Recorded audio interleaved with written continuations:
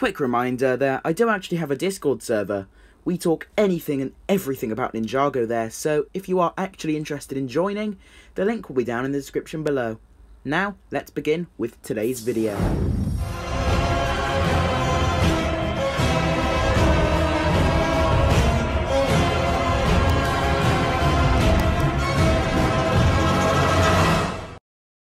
Hey guys, my name is Overlord X, and you are watching a brand new collaboration video here on the channel.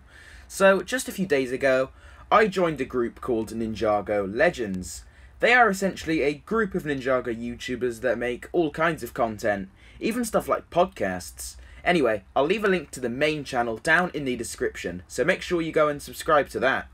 I'm here today with the leader of it all, Rayzone11. Hey guys, I'm Rayzone11 and I have a channel about Ninjago where I post Ninjago rankings, Ninjago discussions, theories, and reviews. And we've teamed up to give you guys 7 hopes for Season 14. Please keep in mind that this is just our own opinion, so do go ahead and leave your thoughts in a comment below. But, with all this finally out of the way, let's get started with today's video.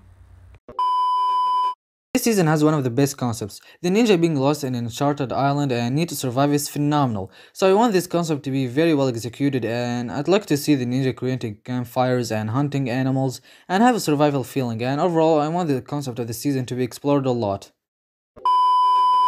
Ah yes, the classic. Lloyd and him stealing the spotlight. Something that's probably a little too talked about, but it's true.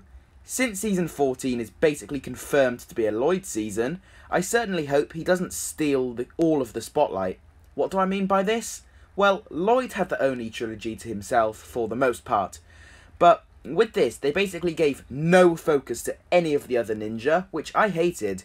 I'm fine for them to give Lloyd a new focus season, just don't make every single thing about him.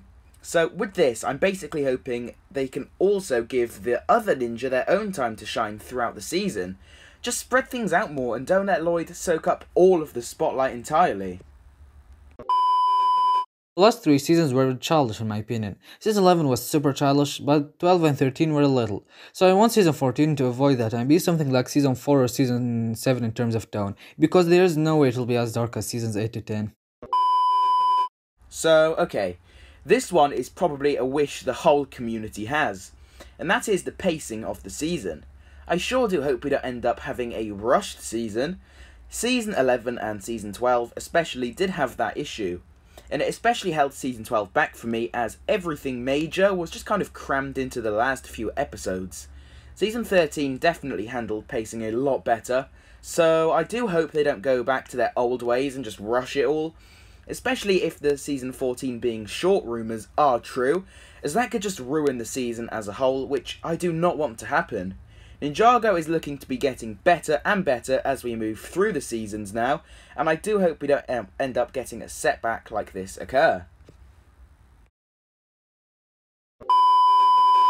This might be inspired by my last video, but it will be great if this season has no main villain, because that will be a phenomenal change and it will make this season very unique as the first season with no main villain. And finally, in continuation to Cole's story in Season 13. Cole's story was fantastic in Season 13, but it definitely needs a continuation to know more about the Venstone buyer and show us more flashbacks with Lily and develop Cole's character a lot more. And I'm sure if this happens, Cole will be a lot more popular as a character.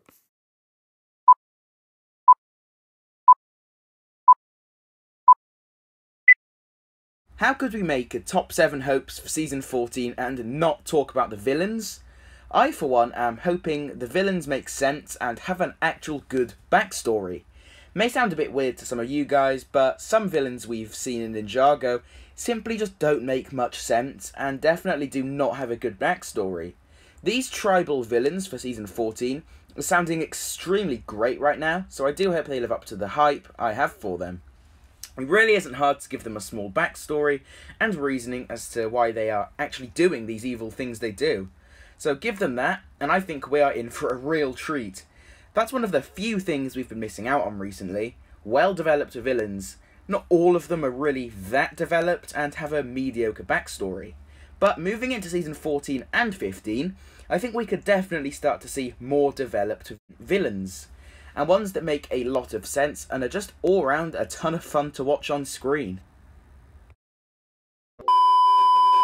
Thank you guys for watching, and also huge thanks to Overlord X for collabing with me. It was a lot of fun, and we'll hopefully do even more of these in the future. So I do hope you enjoyed my first ever collaboration video with a Ninjago Legends member. Me and Rayzone had a load of fun making this, and we hope you enjoyed watching. Don't forget to leave a like on today's video, subscribe to the channel, and subscribe to Rayzone's channel. I'll leave a link down in the description for you guys to do just that.